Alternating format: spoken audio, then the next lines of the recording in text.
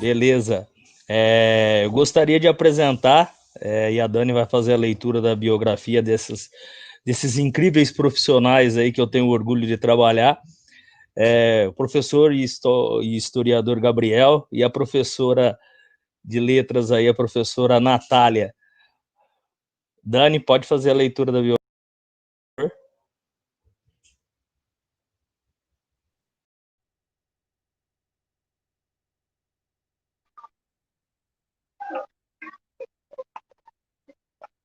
Posso sim. Biografia. Professora Natália. Citação em português e alemão. Bolsista PIBIC com o projeto na graduação sobre a demanda do Santo Grau. Cursa pós-graduação em Teoria e História Literária, ênfase em Antônio Cândido, literatura alemã, Irmãos Grimm, Kinder... eu não sei falar em alemão. Eu vou pular um pouquinho. Me desculpem, gente. Atua na rede pública estadual da Escola de Projeto de Ensino Integral desde 2018 e leciona as disciplinas de língua portuguesa e projeto de vida, além da eletiva mitologia e religião antiga.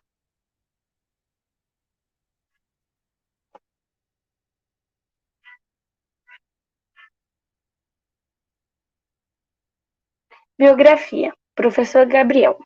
Graduado de História, com habilitação em Filosofia pela Unisa, pós-graduado em Arqueologia também pela Unisa.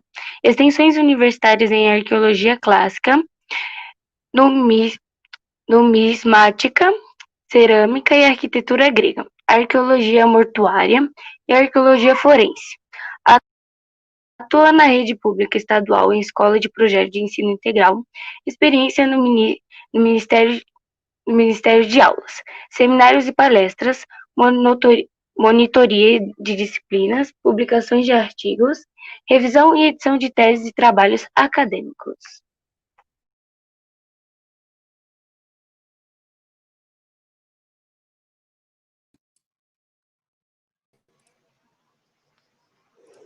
Obrigado, Dani.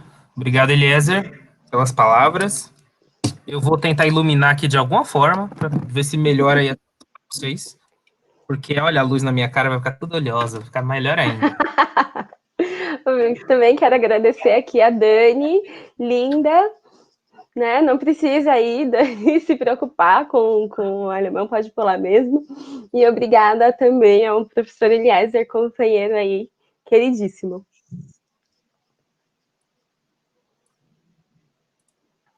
Bem, antes de mais nada, né, eu gostaria de agradecer aí todos que estão assistindo, né, com tantos esses problemas que a gente teve, principalmente por conta do tempo, mas acredito que a gente está conseguindo fazer um ótimo trabalho hoje, amanhã tem mais e com certeza vai dar tudo certo. Bem, vocês viram alguns vídeos hoje, né, produzidos aí pelos alunos da disciplina eletiva de Mitologia e Religião Antiga, e também por outros alunos, né, dos alunos da nossa escola. E esses vídeos, eles tiveram um propósito, né? Quando eu e Nath pensamos nessa atividade sobre mitologia iorubá, a gente já pensou lá no começo do ano, né? Lá, quando a gente estava preparando as matérias, a gente sabia que iríamos falar e tratar, né, sobre mitologia iorubá.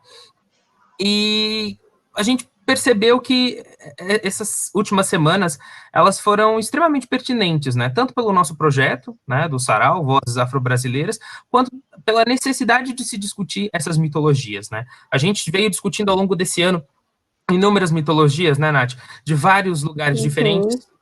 E a gente percebeu, inclusive no processo de criação desses vídeos, dos poemas juntos, o quão é difícil trabalhar com mitologia relacionada à África, né? O quanto o preconceito e a intolerância religiosa ainda permeiam esse espaço. Então, a gente resolveu explicar agora para vocês do que é esse projeto, o que foram esses 5 vídeos que vocês acompanharam aí, e mais outros que vocês acompanharão ainda na próxima live.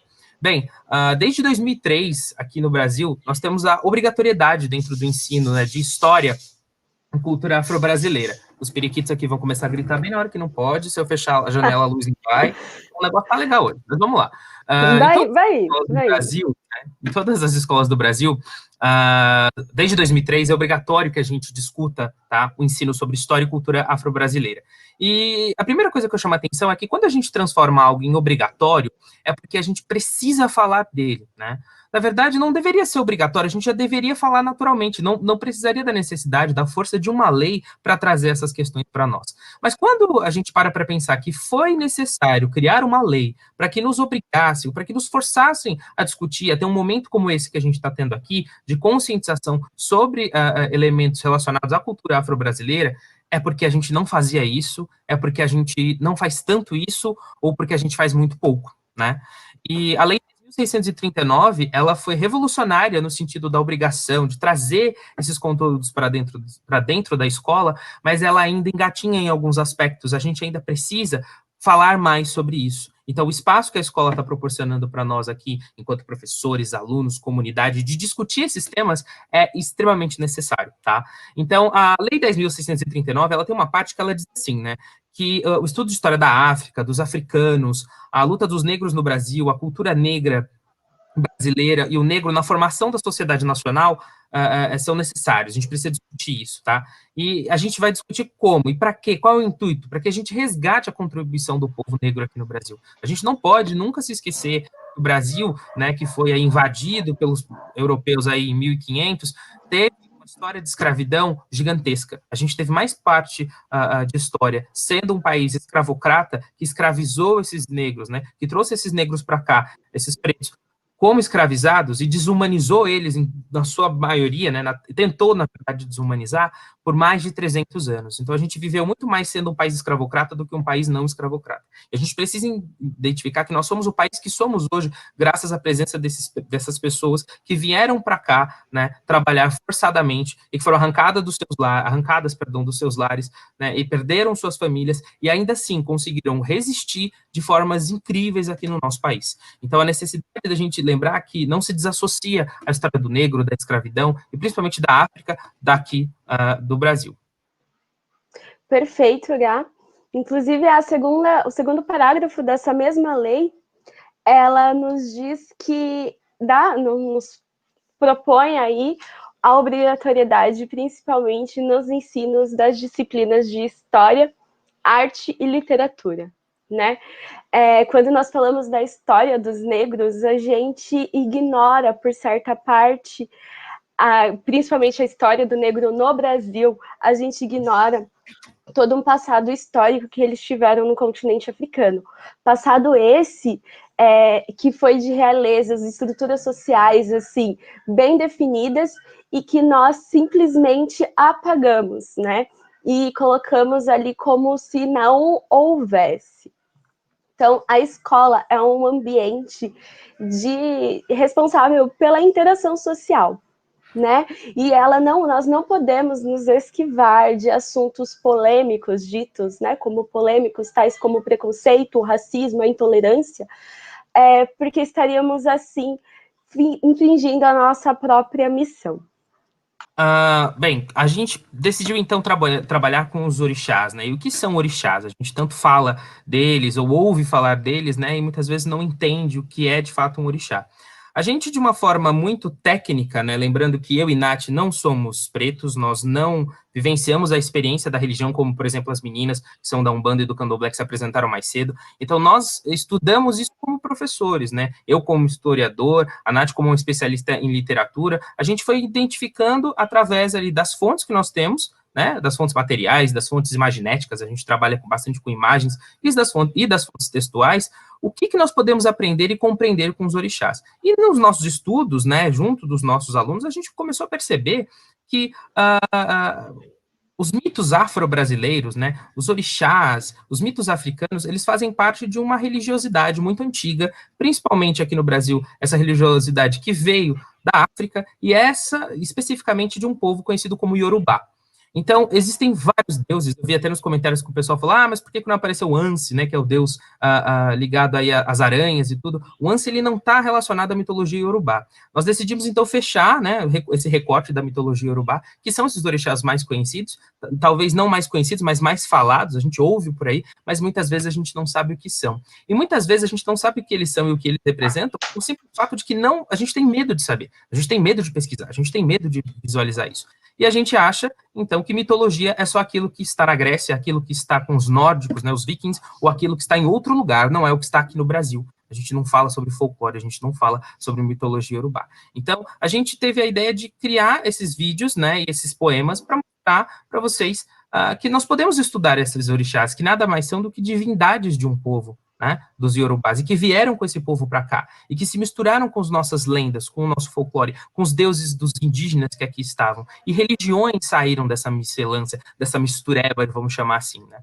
Então, o nosso objetivo é questionar os preconceitos, essas representações, né, que são estereotipadas, ou seja, essas representações que muitas vezes causam medo, né, na gente, e quando eu falo na gente, nos alunos, nos professores, e na gente que não quer pesquisar sobre isso, que criou um preconceito, conceito pré-estabelecido sobre determinado assunto e a gente não quer saber mais. Então, o nosso objetivo é resgatar isso, é valorizar isso e trazer também uma autoestima da cultura negra, para que pessoas, por exemplo, que são da Umbanda e do Candomblé não sintam vergonha mais de serem dessas religiões, de adorarem esses deuses, porque o mundo está repleto de divindades por aí, de religiões diversas por aí, e o nosso objetivo é trazer esse aspecto da diversidade, das diversas culturas e mitologias. Nós já estudamos culturas e mitologias sobre a Índia, sobre a China, o Japão, o Egito, Mesopotâmia, e agora é hora da gente falar da África, e esse é o momento oportuno.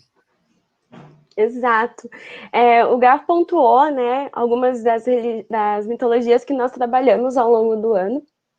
E foi engraçado, né, que até o momento nós sempre estivemos abertos a todos os comentários e críticas, porém, não foram feitas efusivamente, digamos assim, da forma com que, quando nós projetamos a ideia aos alunos, né.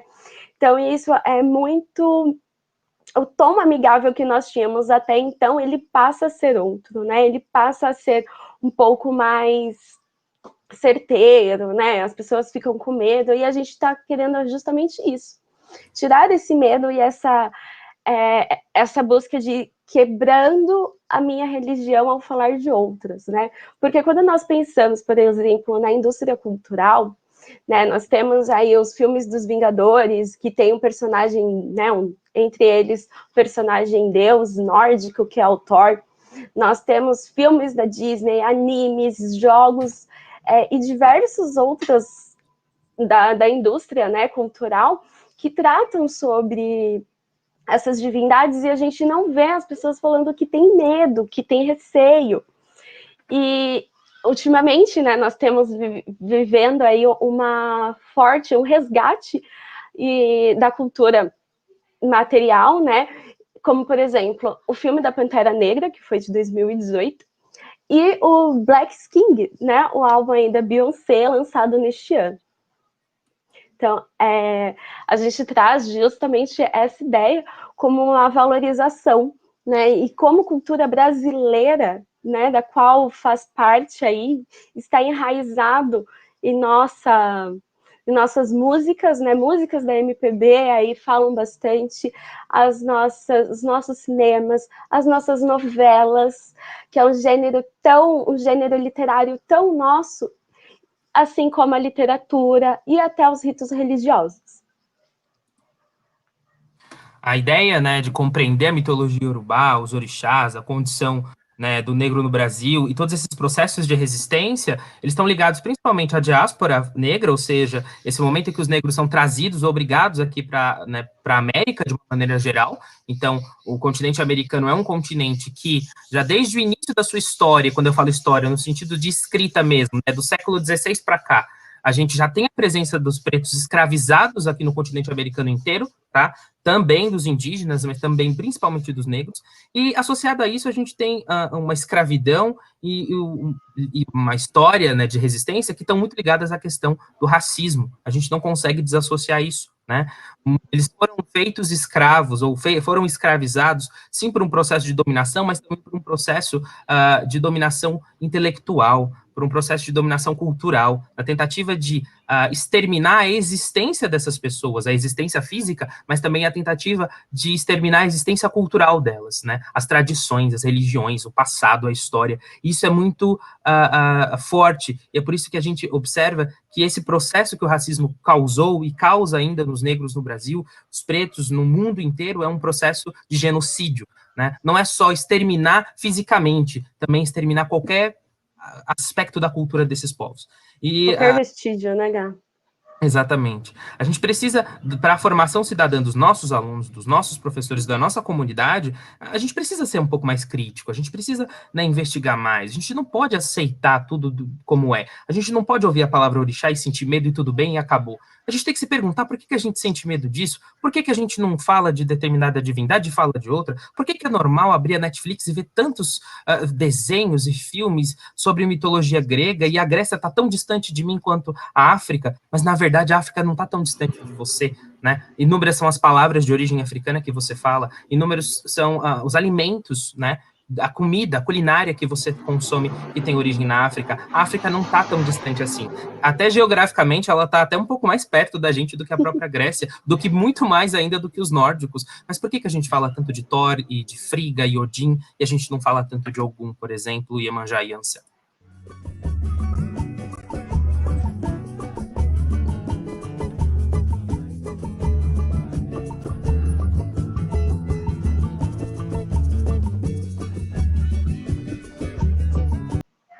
Algumas foram as religiões, né, que surgiram dessa miscelância, dessa mistura, né, das nossas matrizes africanas, indígenas aqui no Brasil e também europeias. Então, nós temos algumas religiões que surgiram aqui no Brasil, religiões e práticas religiosas, né, como o Batuque, a Cabula, o culto aos Egunguns, o Catimbó, né, e a Jurema, principalmente no Nordeste, a Quimbanda, o Xambá, o Molocô, nomes que são tão distantes para nós, né, e para nós, eu digo para todos nós, enquanto professores e alunos, mas que estão próximos, se a gente abrir um pouco os nossos olhos, né.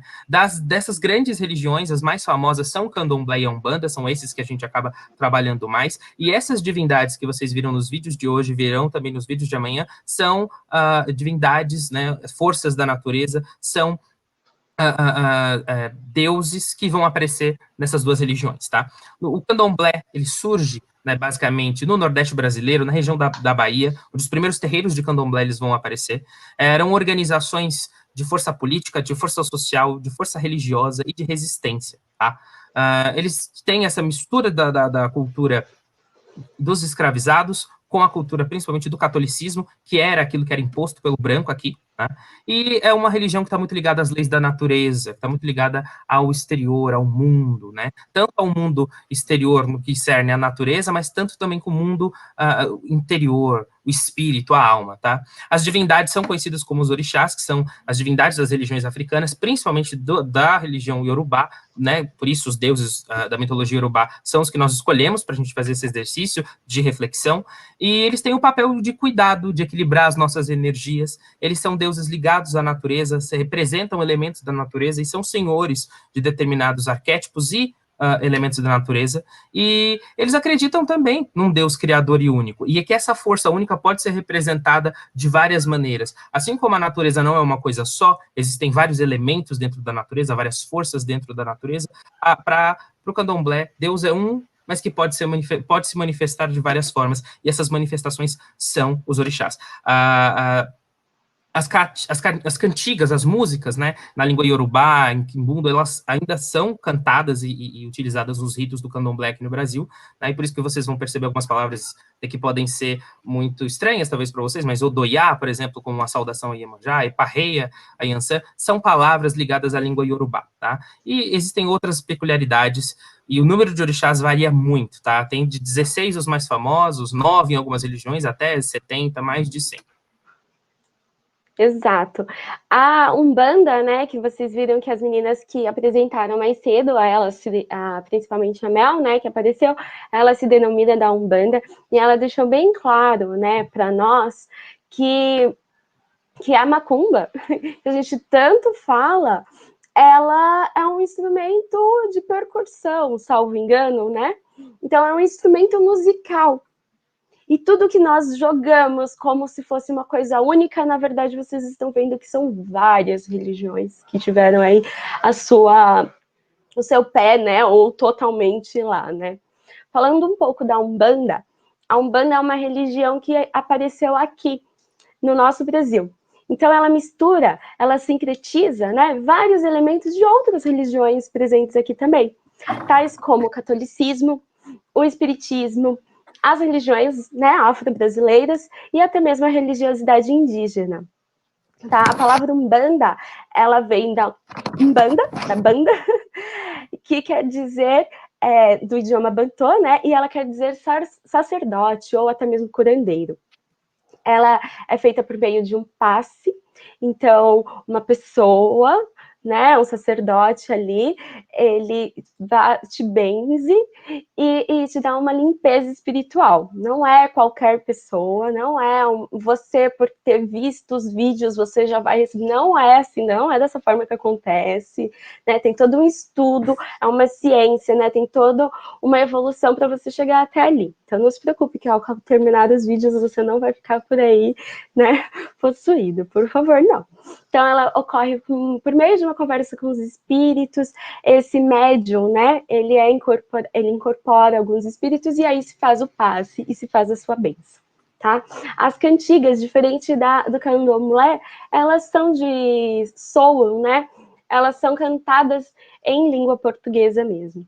E também ela tem uma cerca aí de mais ou menos 9 orixás, um pouco menor que o candomblé.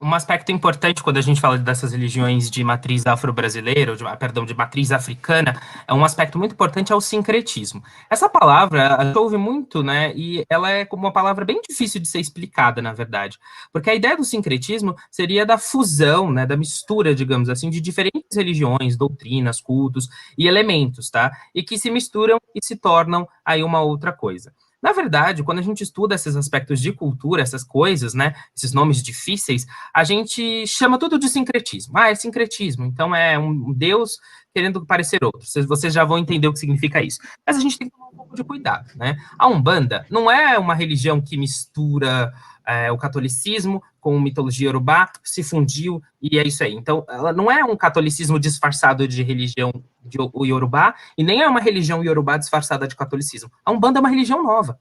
Então, a palavra sincretismo talvez não seja tão ideal. A ideia seria um hibridismo, talvez, né? Algo híbrido, duplo, e através dessas duas culturas que muitas vezes podem se chocar, elas não vão ficar se chocando a vida inteira. Cria-se uma outra. É como se A mais B não desse A, B, e sim C. É uma outra coisa. Então, o sincretismo é uma palavra que a gente ainda se utiliza, mas que tem que tomar muito cuidado.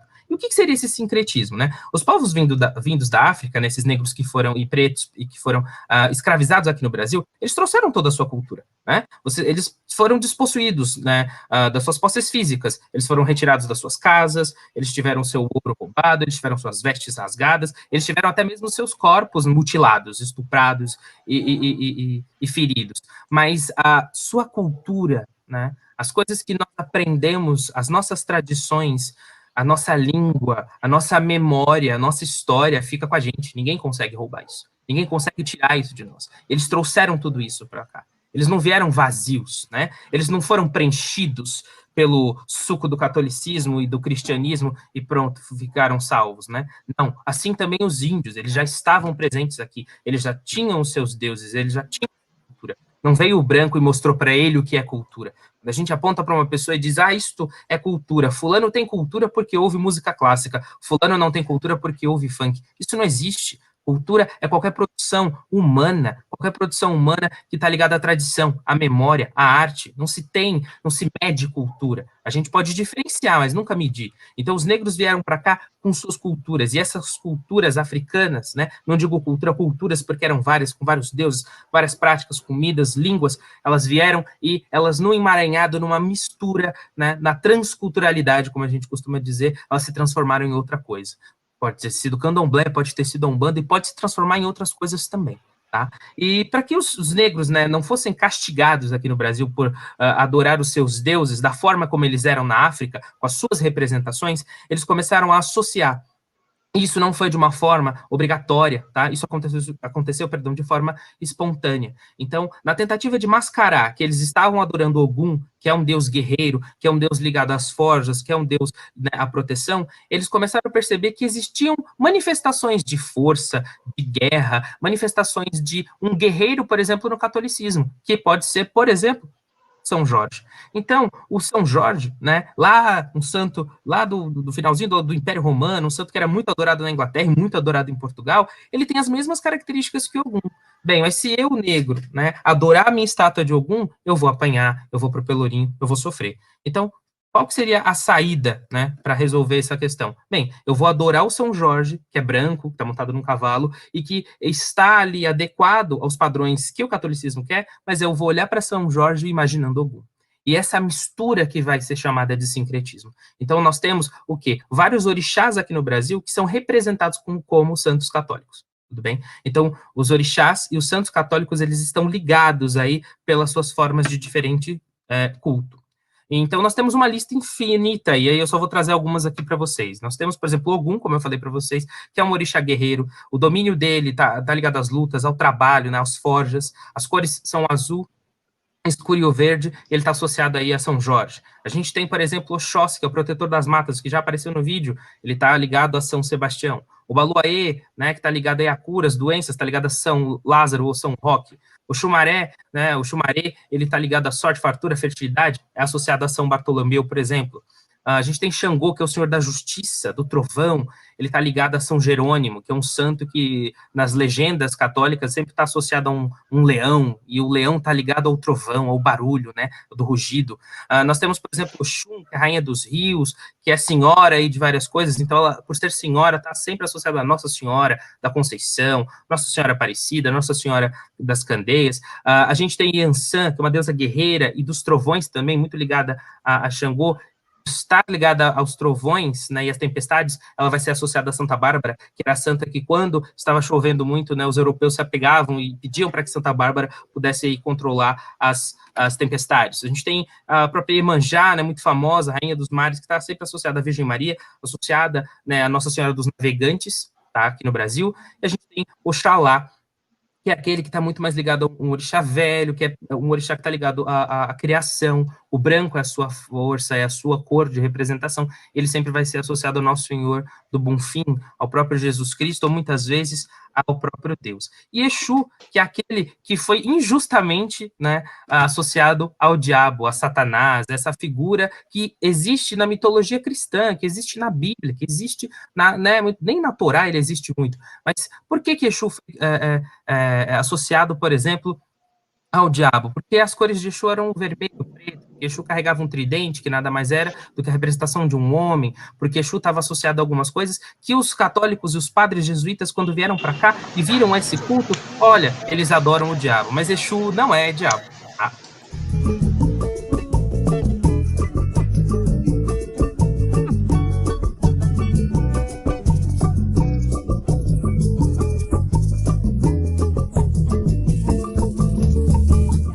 Exatamente, né? A gente tem esse costume de fazer as associações por meio de arquétipos e levar isso como uma coisa só, uma coisa única, né? E ainda no campo do sincretismo, nós falaremos um pouco sobre a questão cultural, né? Inicialmente, né, quando nós falamos, né, nós falantes da língua portuguesa, a gente estranha um pouco ao conversar com outro falante de língua portuguesa de outra região, né, de outro país. E justamente porque o nosso idioma, ele não foi o nosso português brasileiro, ele não é exclusivamente feito da língua portuguesa, né? Nós temos diversas contribuições. No nosso país, quanto sua formação inicial, recebeu diversos povos que, né, principalmente oriundos da África, eles contribuíram bastante. E aí também os nossos, né, nativos que já estavam aqui, e pela sua cultura, pela sua própria identidade, também contribuiu bastante. Uma dessas contribuições, né, não só na língua, mas também no nosso modo de agir e pensar e ser o que nós somos hoje, né? Então, nós temos algumas palavras oriundas do Bantu, do Yorubá, por exemplo, né? Então, falando um pouco sobre o Bantu, quando nós distinguimos perfeitamente o dormir do cochilar. E isso vem justamente deles, o cochilar vem justamente deles. Né? Eu vou tirar um cochilo, é um sono rápido, um sono breve, principalmente depois do almoço. E o dormir não, dormir já são horas de sono ali. E isso nós temos bem definido graças a eles. Outra contribuição inestimável é na língua Yorubá, por exemplo, as palavras, né, eles utilizam apenas o artigo no plural e não o substantivo, como nós fazemos, né? Nós colocamos todo o restante da frase ali no plural. E eles não. Isso contribuiu bastante para que a nossa língua hoje, nós possamos... nós comumente escutamos as pessoas falarem as casa. E não é mas eles foram preguiçosos e não quiseram aprender o nosso idioma. Foi imposto a eles aprender um novo idioma e foi imposto assim, sem a menor base. Né? Então, naquela língua, eles não têm esse costume. Inconscientemente, eles vão levar isso para a nossa língua também. Então, pensem vocês, ao estudar, por exemplo, o inglês, que tem uma professora ali, que tem um material, que você tem todo um aparato, né? Já é difícil. Imagina você ser obrigado, né? A partir do momento em que Portugal definiu como a língua oficial do Brasil era o português, fez-se um apago, né? De toda a cultura que aquele povo tinha. Além do campo linguístico, podemos falar também das contribuições na culinária, né? Por exemplo, o leite de coco da Bahia, o azeite de dendê, a preferência pela pimenta malagueta ao invés da pimenta do reino, o feijão preto, o quiabo, o vatapá, o cururu, o manguazá, o acarajé, enfim, né? São diversos recursos que foram nós aprendemos e hoje faz parte da nossa culinária brasileira que nos identifica tão bem lá fora. Né? E isso foi, claro, foi adaptado da cultura, da culinária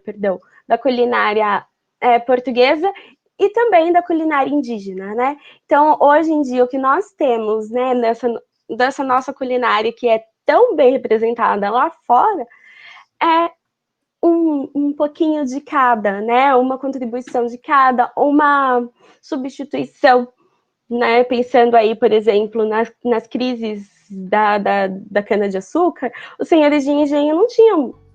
Então foram feitas aí algumas adaptações.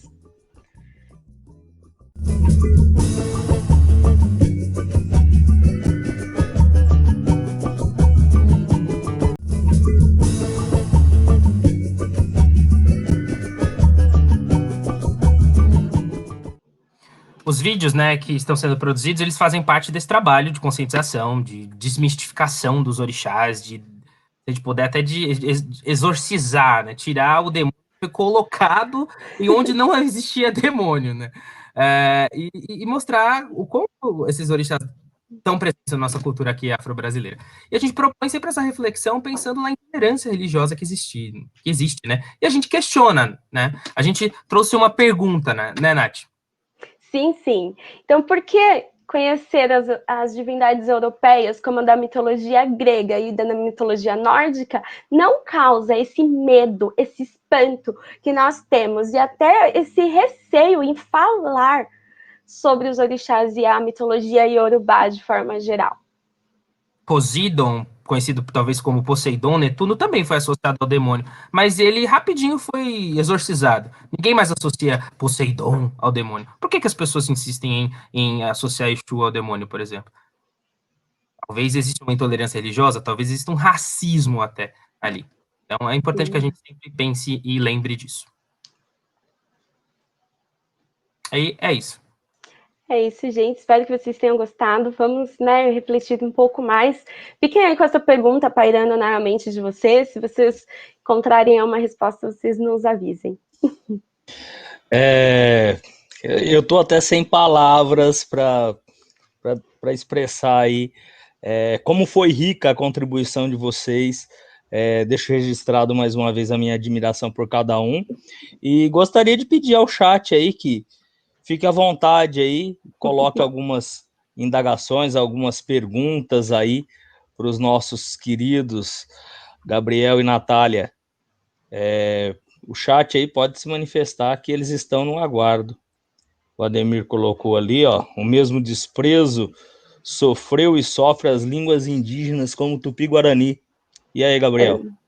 Exatamente, né? Você dirigiu pro Gá. Pode, mas não, pode ser você também, a mulher das letras é ela.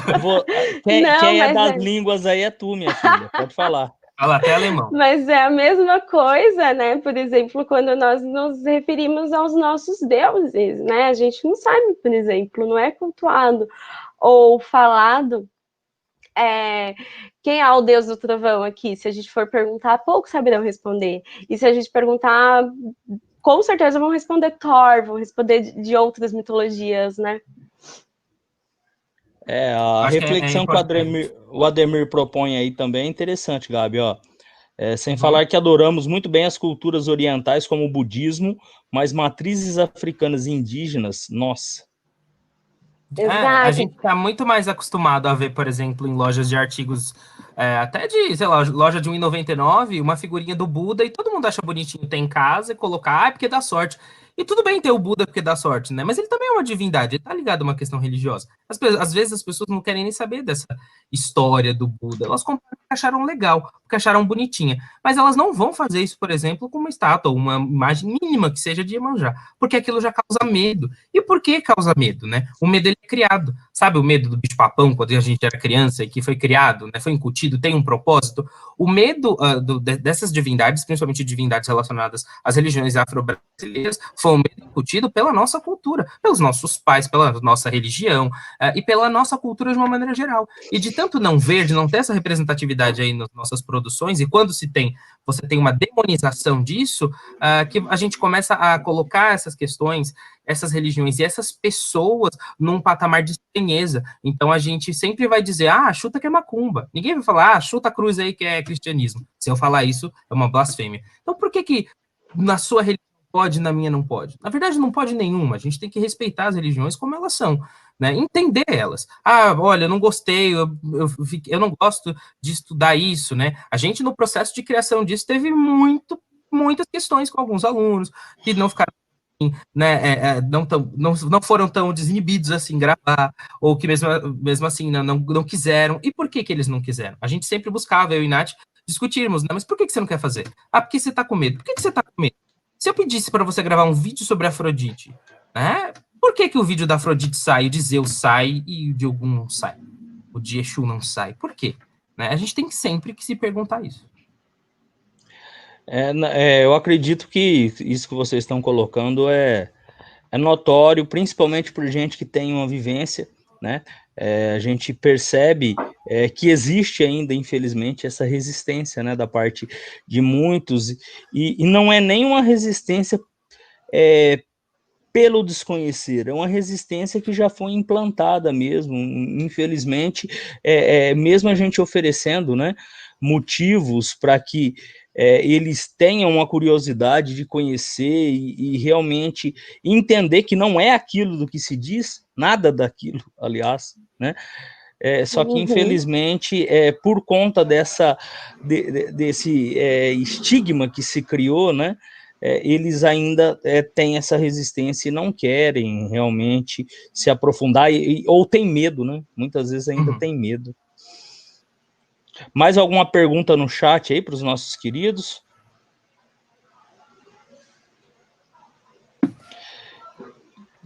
se não tiver mais nada, a gente vai se despedir deles aí, que a gente tem outro convidado. Tem outra citação do Ademir aí, ó. Muito dos santos pintados pelos europeus, inclusive ali pela Renascença e trovadorismo, são leituras dos deuses gregos, inclusive o próprio Jesus, além das vestimentas e posturas romanas. Existe até um movimento, né, que descreve Jesus com outro aspecto, né? Vocês sabem disso, o Gabriel com certeza pode falar melhor para a gente sobre isso aí, né, Gabi? É uma coisa que o Ademir tocou muito boa, assim, são as representações dos santos e das histórias bíblicas, por exemplo, pelos renascentistas. A gente tem que sempre lembrar que, por exemplo, quando eu venho na minha cabeça a Anunciação, pena que não dá para mostrar aqui, mas a Anunciação, né, da Virgem Maria, do Da Vinci, em que Maria está com vestes azuis e vermelhas e vestes finas, e existem uns móveis assim de mármore, e ela é branca, olho claro, cabelo claro, e o anjo também. E a gente tem que se perguntar e sempre se lembrar que, primeiro, o Da Vinci talvez nunca tenha ido lá, né? Eu acredito que ele nunca foi até o Oriente Próximo e vivenciou e viu como as pessoas eram. Apesar que a gente não pode se esquecer que a Itália era uma efervescência, era o centro do mundo naquela época, então com certeza ele viu alguém que não era italiano, ele poderia ter se baseado. Mas quem que está por trás disso, né? Quem encomendou essas obras, né? O que é o belo, o que é o bonito já nessa época? É o branco, né? É o europeu. E quando a gente observa isso, né, os santos católicos, eles têm sim umas representações muito próximas das divindades gregas e das divindades latinas, romanas, né, como a gente chama. E isso tem uma relação muito forte com quem criou, quem fez, quem produziu essa imagem, essa arte, qual era o propósito, quem pagou por isso, a gente não pode esquecer. Isso que você falou, por exemplo, desse Jesus, né, do Jesus negro, do Jesus não branco, isso, bem, é meio óbvio se a gente for pensar. As pessoas do Oriente Próximo, da região de Israel, da região ali da Jordânia, né, da região em que Jesus nasceu, não são brancas, né? E naquela época elas não eram brancas. E eu não estou falando que elas não eram brancas, que as pessoas falam assim, claro, porque tinha muito sol lá. Não, para disso. Elas não eram caucasianas como eu, por exemplo. Elas não tinham cabelo liso como o meu, nem olhos claros. E quando tinham, elas tinham outros elementos aí, fenótipos, né? Outros elementos do rosto, no corpo, que não eram nórdico, cara. Então elas não eram. Então Jesus não era branco do olho azul. Isso ainda assusta, porque quando a gente vai às igrejas, muitas vezes, tanto católica, evangélica, a gente sempre tem aquela imagem clássica de Jesus de cabelos lisos, né? Os filmes sobre Jesus são isso. E essa é a imagem do Jesus que criaram na sua cabeça. E a gente tem que sempre se perguntar por quê, quem criou, quem disse que era assim. A gente aceita muita coisa e fica com os olhos, né, desatentos. A gente precisa arregalar os nossos olhos e se perguntar, mas por quê? Por que Jesus era branco? Ele não era? E quem que desenhou ele branco? E por que para mim, eu imagino, se eu pedir para todo mundo fechar o olho e falar assim, imagina aí Jesus, todo mundo vai falar para mim que ele é branco, né? Então, no nosso imaginário, isso já está consolidado, a gente tem que quebrar essas barreiras, né? E isso é muito difícil. Dizia-se, né, que pelo que os historiadores levantam aí, né, até pela época, não se tinha uma altura muito grande, né, e por ele ser um homem típico do Oriente Médio, né, é mais aceitável do que ele tivesse cabelos pretos, né, aparados, talvez a barba até por fazer, tipo a minha assim, sabe? Então eu acho que eu tenho o semblante mais próximo ao Jesus do que o que é retratado de olhos azuis, enfim, né? Que Camara colocou aí, a escola é um importante espaço para discutir e apagar essa marca de nascença, deixada pelo colonialismo europeu. Eu aprendo todo dia. Nós aprendemos, né? Nós pessoal, todos, né? Todos nós. E é interessante também quando a gente fala um pouco sobre a África, né? Que a primeira ideia que nós temos que ter, eu aqui falando com um historiador e um geógrafo, a primeira ideia que nós temos que ter é que nós estamos falando de um continente, né? Com dimensões aí que vai desde o Egito. E quando a gente fala de África, o continente africano, a gente se resume a falar de mitologia africana, mitologia egípcia, basicamente ali, porque trata de um período muito grande da nossa história, né? Sim. E ignorar o resto, né? A gente ignora a parte... eu tô tentando me encaixar aqui, gente, esse negócio de... Eu fui dividido em 3, aí eu não tenho noção de espaço. Melhorou. Obrigada. Agora ficou melhor. Enfim, né? E aí a gente fica bem perdido e se limitando a uma cultura, assim, como o Gabriel falou inicialmente, né? Nós fizemos um recorte. Isso não quer dizer que o que nós falamos seja feito do norte ao sul, ao leste ao oeste da África, né? É um recorte de um povo que, por sinal, nos ajudou a construir a nossa própria identidade e a nossa própria cultura, né? Então é interessante essa demonização que a gente faz é apenas por falta de conhecimento, é apenas por medo, sendo que ela faz parte do que é nosso. Né? Quando a gente pega aí, por exemplo, as obras do Jorge Amado, ou do Gonçalves Dias, por exemplo, né? Eles falam muito. Principalmente no Pagador de Promessas, que nós temos aí essas duas, a figura aí de Ançã em Santa Bárbara e de intolerância religiosa, ou o Jorge Amado falando tão bem dos meninos lá na Bahia. Né? E aí a gente condena e fala como se fosse algo muito distante de nós. E na verdade não, né? É exatamente isso, Nath. E eu acho que é pertinente a gente sempre colocar, eu como geógrafo, percebo muito isso nas minhas aulas, que eles têm uma certa maneira de homogeneizar o continente africano, né? E tratar como uma coisa só, né? E a gente precisa deixar bem claro sempre que o continente africano ele é extremamente heterogêneo, né? E a gente tem dentro do continente africano diversos tipos, né, de riquezas que também já são, de certa maneira, usurpadas há anos, né, centenas de anos. A gente tem, eu costumo indicar vários filmes para eles, inclusive o Diamantes de Sangue, né, que é um dos mais incríveis e que trata realmente sobre como que essa riqueza ela é retirada, e não só falar de Egito, né? A gente, é claro, a gente precisa sim falar de Egito, né? A gente precisa deixar claro os benefícios que o Egito trouxe, né, para a cultura mundial, podemos dizer assim, mas a gente precisa também deixar claro que o continente africano tem outras riquezas, outras belezas, e que não é uma coisa só, e que não é um país, né? Às vezes você fala E África... outra coisa, Eliezer, né? Um adendo, e a gente tem que olhar para o Egito e ver a África também. Existe um processo no século XIX de desafricanizar o Egito, né? De transformar o Egito numa ilha branca no meio do continente africano. Isso não existe, o Egito era negro, né? Aí, então Cleópatra era negra? Não vamos chegar nessa discussão, porque o Egito da Cleópatra é um Egito ptolomaico, já é outro Egito que os gregos já tinham comandado há muito tempo. Mas o Egito dos grandes faraós, aí eu posso chamar do Tutankhamon, do Akhenaton, e dos mais antigos, do Amoses, do tempo das pirâmides, Kelps, Kefren, Miquerinos, esses caras eram negros, não criem a ideia, né, a ilusão de que eles eram laranja, como muitas vezes as novelas aí de algumas emissoras de televisão que não me patrocinaram, não vou falar o nome deles, criam, né, bronzeiam o cara de laranja, ou aqueles filmes, por exemplo, como Deuses do Egito, onde os Power Rangers e os deuses são brancos, então assim, não acreditem nessas coisas, né, o Egito era negro também, tá na África. Exatamente, e a gente acostuma, né? A gente acostuma assistir essas novelas aí. Eu gosto bastante de novelas de época, né? Mas muitas vezes a gente que conhece a história, a gente sabe que tem muita fantasia, né? Muita ilusão, distorção, né?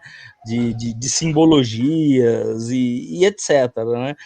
E às vezes se não tem uma formação como porque isso que a gente está tendo hoje aqui vai além de um sarau da consciência negra, né? Aqui a gente está tendo uma formação, a gente está ouvindo profissionais que são extremamente qualificados e que estavam preparados, estão se preparando para esse momento há vários dias. A gente sabe aí como que foi a produção, a gente sabe aí que todo mundo aqui está engajado nesse sarau, e eu espero que todos que estejam nos acompanhando aí também levem essa leitura crítica de tudo isso que foi dito e comecem a aplicar na vida de vocês, né? O Danilo, que é o nosso próximo convidado, já colocou um comentário aí, ó. A Núbia e a Etiópia sempre forneceu mão de obra ao Egito, né? E é interessante esse comentário do Danilo, porque aí a gente entra na escravidão que já ocorria lá também, por exemplo, né? no Egito e etc. Mais alguma pergunta para os nossos convidados aí no chat? Me parece que não, então eu quero agradecer muito em nome da equipe, em nome de todos, ao meu amigo Gabriel, a minha amiga Natália, pelo riquíssimo trabalho que vocês fizeram, por essa palestra sensacional. Ixi, agora eu fiquei com a orelha de fora aqui, ó. Eu fico de lado aqui comigo. Mas tá bom. Aí vou vir para cá um pouquinho. Mas, enfim, a gente agradece bastante aí vocês.